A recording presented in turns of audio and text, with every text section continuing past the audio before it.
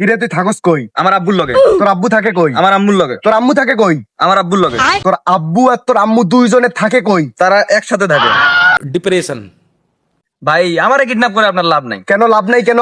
কারণ আমি একটু আগেই একজন ওই যে ইয়ে করে না, চিন্তাই করে না, হ্যাঁ তার হাত থেকে চলে আসলাম, সবকিছু নিছে ভাই। সবকিছু নিচে মানে আমারে বলত পাইছিস নাকি? তোর মতো হ্যান্ডসাম ছেলেরে কে চিন্তাই করবে? ভাই আমি আগে থেকে জন্মগত ভাবে হ্যান্ডসাম, কিন্তু হ্যাঁ। একটু কালা। বুঝতে পারছি তো, আমার তো বিশ্বাসই হচ্ছে না তোকে চিন্তাই করছিস। তোর কাছে তো অবশ্যই সবকিছুই আছে না? না ভাই নাই। আপনি কি প্র্যাকটিক্যালি দেখবেন যে আমাকে কিভাবে kidnap- অবশ্যই প্র্যাকটিক্যালি দেখবো তো, আমার তো বিশ্বাস হচ্ছে না। তুই তো হ্যান্ডসাম ছেলে বেটা। ভাই এই যে দেখেন আপনার কাছে কি কি আছে দেখি। আরে বেটা এখানে অস্ত্রপাতি আছে হালকা পাতলা। এই যে। ভাই এই যে এইগুলো আমার কাছে নিল এইভাবে। হ্যাঁ তারপরে এই যে আর কি কি আছে দেখি। এই যে এইভাবে নিল আমার ফোনটা। হ্যাঁ। তারপরে এইভাবে এই যে এইভাবে নিল। পকেটে কিচ্ছু নাই, পকেটে কিচ্ছু নাই। আচ্ছা ভাই আপনার কাছে কি সুতা আছে? এই যে সুতা। টাকাও আছে, টাকাও নিছিল নাকি? এই যে টাকা, এই টাকাও এইভাবে নিল। হ্যাঁ। দেখেন এটা প্র্যাকটিক্যালি দেখেন। হ্যাঁ, হ্যাঁ।